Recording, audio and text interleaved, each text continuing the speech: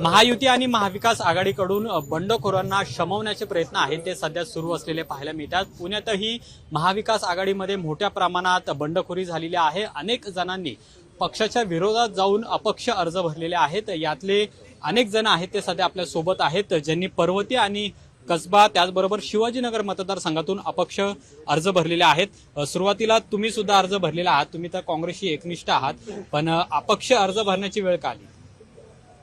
दुःख आहे की ज्या पक्षाचा झेंडा 40 वर्ष आम्ही फिरवतो, सर्व नेत्याबरोबर जे कोणी उमेदवार लोकसभेला असेल विधानसभेला असेल त्याच्याबरोबर प्रामाणिक काम करणे हे माझं कर्तव्य होतं आजपर्यंत करत। परंतु गेल्या महानगरपालिकेला माझं तिकीट कापलं, त्यांना दिलं, विधानसभा त्यांना मिळाली, आम्ही मनाने त्यांचं काम केलं, त्यांना निवडून आलं, सुदैवाने त्यांना खासदारकी मिळाली।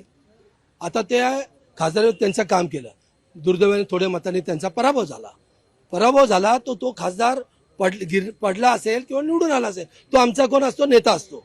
त्या नेत्यांनी या पुणे शहराचं बघायचं ना, या 6 मतदारसंघामध्ये कुणाला आमदारकी दिली पाहिजे, कुणाला काय दिलं पाहिजे, कुठल्या भागातून कोण, ते कधी चर्चेत नाही किंवा विषयच नाही। तुम्ही निवडून आले विधानसभेमध्ये 2 वर्षात कधी पाठीवर हात ठेवला का हो? मुख्तार शेख सोडा, मुख्तार शेखचा तुम्हाला सारं दुःख असेल तर त्याला सोडून द्या, पण अनेक नगरसेवक आहे, माजी नगरसेवक, त्यांची चर्चा केली, विकासाबद्दल चर्चा केली का तुम्ही? येणारी महानगरपालिकेत पुणे शहरामध्ये काँग्रेस कसं उज्ज्वल भविष्य येईल, आमचं कलमाडीच्या वेळेस जसं होतं तसं होईल, यासाठी चर्चाच नाही ना। फक्त जे काय पाहिजे मलाच पाहिजे, एक व्यक्तीला हा पक्ष किती देणार? त्यामुळे अख्खी फळी काँग्रेसची मिली आमची, म्हणून त्या फळीला निष्ठेचा वाट करून देण्यासाठी मी उभा आहे। आता तुम्ही अपक्ष अर्ज भरलेला आहे, तर 4 तारखेपर्यंत अर्ज मागे घेण्याची वेळ आहे, मागे हटणार आहे तुम्ही का तुम्ही लढणार आहे? आता लढण्यासाठीच उभं राहिलं मी, पक्षाची निष्ठावान कार्यकर्ता आहे ना, निष्ठेचा यात्रा सुरू केलेली मी। तुमच्या पाठीमागे मग कोण असणार आहे? काँग्रेस आहे का जनता आहे? जनता, काँग्रेसचे निष्ठावान कार्यकर्ते, शिवसेनेचे निष्ठावान कार्यकर्ते आणि राष्ट्रवादीचे निष्ठावान कार्यकर्ते यांनी मनावर हात ठेवून मला मदत करतील, कारण निष्ठेची कदर त्यांना आहे। जो त्रास शरद पवारांना झाला, तो त्रास उद्धवजी ठाकरेंना झाला, तोच त्रास आमच्या राहुल गांधीला सुद्धा झालेला आहे।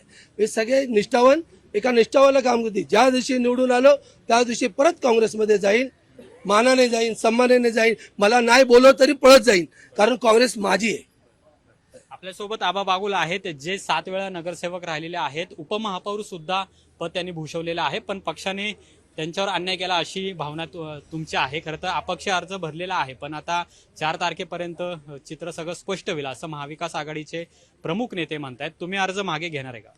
नाही, मी काँग्रेस पक्षाला तुमच्या माध्यमातून सांगतो, सांगली पॅटर्न करा। तुम्हाला जर का नाही देता आलं तर सांगली पॅटर्न इथं करा, आपण आम्हाला आशीर्वाद द्या।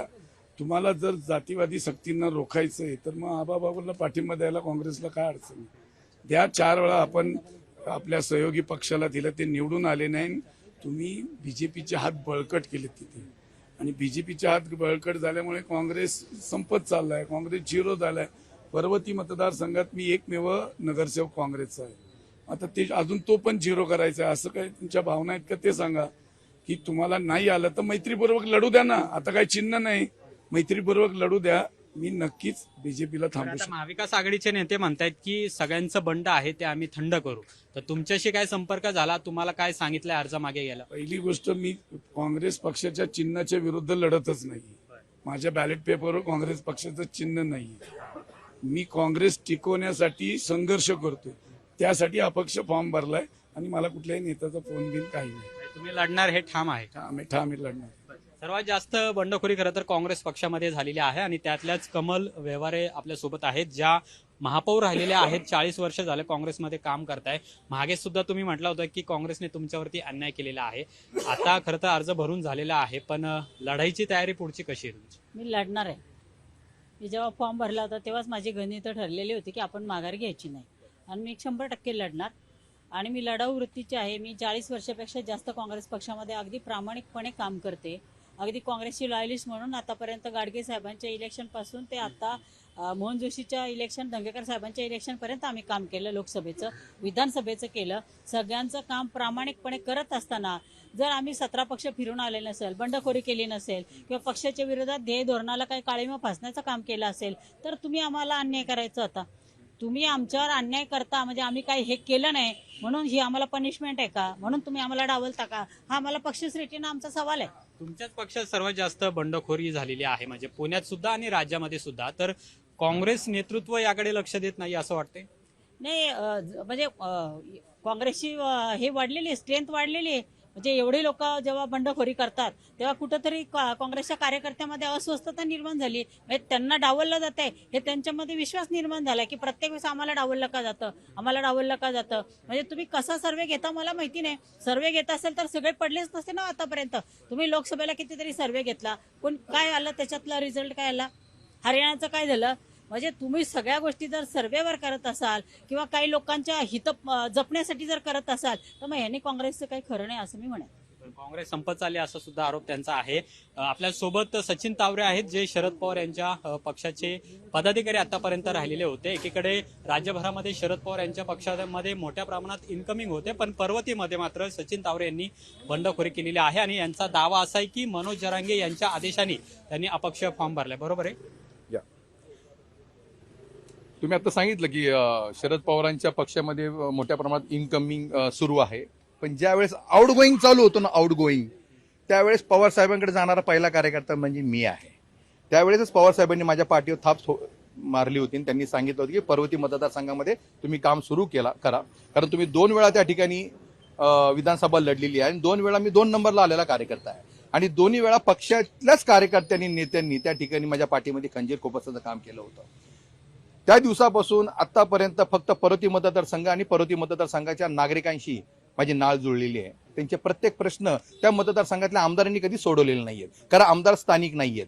हे कॅन्टोन्मेंट मतदारसंघामध्ये आमदार राहतात आणि निवडून येतात पर्वती मतदारसंघामध्ये. 15 वर्ष हा मतदारसंघ आमदाराला म्हणजे पोरका झालेला होता. त्यांना आमदार माहीत पण नाही कोण आमदार आहेत. ह्या मतदारसंघामध्ये एक पालक आमदार म्हणून मी गेले 10-15 वर्षी मीच काम करतोय, कारण मी ह्या मतदारसंघामध्ये 2दा आमदारकीला उभं होतो. माझा पोर्टफोलिओ एवढा असताना, माझ्या पाठीशी एवढे कार्यकर्ते असताना, मला जर का डावलण्याचं काम जर का पक्षश्रेष्ठी करत असतील तर त्या ठिकाणी माझ्या पर्वतीकरांनी मला हे पाऊल उचलायला लावलेलं आहे आणि त्यांनी मला इथं आज तुमच्यासमोर उभं केलेलं आहे. मी पर्वतीकर आणि माझ्या पर्वती मतदारसंघातले असंख्य मतदार आणि नागरिक यांचा दुवा म्हणून मी या ठिकाणी आलेलो आहे, कारण माझी नाळ त्यांशीच जोडलेली आहे. तुम्ही निश्चितपणे म्हणाल आज मी उठाव केलेला आहे, बंडखोर हा शब्द माझ्या मनाला बोचतो. आम्ही उठाव केलेला आहे, आम्ही क्रांतिकारी आहोत, लक्षात घ्या.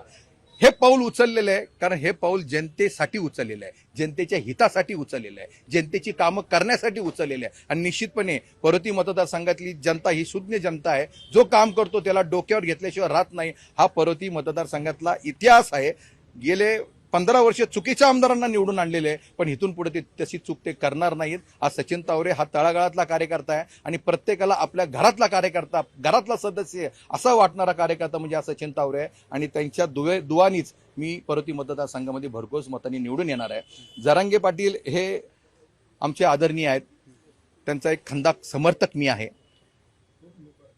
पर्वती मतदारसंघामध्ये 18 बलुतेदार राहतात, 18 पगड जाती राहतात, 12 बलुतेदार राहतात. सगळे समाज पर्वती मतदारसंघामध्ये राहतात. 1,30,000 मतदान हे मराठ्यांचं आहे, 1.25 लाख मागासवर्गीयांचं आहे, 60,000 मुस्लिमांचं आहे. आणि जरांगे पाटील हे सगळ्या समाजातल्या सगळ्या घटकांना एकत्र घेऊन चालणारे कार्यकर्ते, नेते म्हणत नाही, कारण ते स्वतःला कधी नेते समजून घेत नाही. आणि अशा माणसाच्या, अशा व्यक्तीच्या पाठीशी सचिन तावरे एकटा नाही तर हजारो सचिन तावरे त्यांच्या पाठीशी उभे आहेत. त्यातला मी तुमच्या समोर महाविकास आघाडी, महायुती, त्याचबरोबर अपक्ष आबा बागुल सुद्धा तुमच्या समोर आहेत. आव्हान कोणाचं आहे? निश्चितपणे जातीवादी जे पक्ष आहेत, ज्यांनी फक्त जातीमध्ये भडके उडवलेले आहेत, धर्मामध्ये भडके उडवलेले आहेत, हिंदू आणि मुसलमानांना एकमेकांमध्ये लढवलेले आहे एका खुर्चीसाठी, त्या पक्षाच्या आणि त्या पक्षाच्या उमेदवारांच्या विरोधात निश्चितपणे हे बंड आम्ही उठवलेलं आहे. आणि माझ्याबरोबर पर्वती मतदारसंघातील असंख्य कार्यकर्ते उभे आहेत. ही निवडणूक एकट्या सचिन तावरेची नसून पर्वती मतदारसंघातल्या तळागाळामध्ये राहणाऱ्या कार्यकर्त्यांनी हातात घेतलेली आहे आणि हा विजय निश्चितपणे होणार आहे. आपल्यासोबत आणखीन एक काँग्रेसचे बंडखोर आहेत, ज्यांनी शिवाजीनगर मतदारसंघातून अपक्ष अर्ज भरलेला आहे. मनीष आनंद असं आहेत. काय सांगाल, तुम्ही सुद्धा हातामध्ये जसं हे म्हणतात की उठाव केलेला आहे, असा उठाव तुम्ही केलेला आहे. पक्षाने सांगितलं उमेदवारी अर्ज मागे घ्यायला, तर तुम्ही घेणार का? नाही, पहिले तर तेच की बंड हा शब्द आम्हाला पटत नाही. आम्ही न्याय मागतोय आणि न्याय मागतोय माझ्या मतदारांसाठी, माझ्या कार्यकर्त्यांसाठी, ज्यांनी मला 2 वेळा निवडून दिले आणि त्यांच्या आग्रहापोटी मी आज फॉर्म भरलेला आहे. आणि त्या सर्व लोकांचं एवढंच म्हणणं आहे की आम्हाला तिकीट का नाकारलं, त्याच्यावरती योग्य आम्हाला काही माहिती देण्यात आलेली नाही. फक्त तिकीट दिला नाही आणि ह्यानंतर कुणाचाही फोन नाही आणि काही बोलणं झालेलं नाही. तर माझ्या कार्यकर्त्यांचं एवढंच म्हणणं आहे की तुम्ही न्यायासाठी लढा, आम्ही तुमच्या बरोबर आहोत. तुम्ही अर्ज मागे घेणार नाही? नाही. तर हे सगळे अपक्ष आहेत ज्यांनी लढण्याची भूमिका घेतलेली आहे. कोणत्याही परिस्थितीमध्ये उमेदवारी अर्ज मागे घेणार नाही आणि ही बंडखोरी नाही तर हा उठाव आहे, अशा पद्धतीची प्रतिक्रिया आहे ती या पुण्यातील जे बंडखोर उमेदवार आहेत त्यांनी दिलेली आहे. मात्र आता 4 तारखेपर्यंत वाट पाहावी लागणार आहे. यातले किती जण उमेदवारी अर्ज मागे घेतात आणि किती जण पक्षाच्या विरोधात लढतात हे सुद्धा पाहणं महत्त्वाचं असणार आहे. कॅमेरामन योगेश केळापुरेसह अमोल धर्माधिकारी, लोकशाही मराठी. लोकशाही मराठी ऐका, पहा, जागरूक रहा.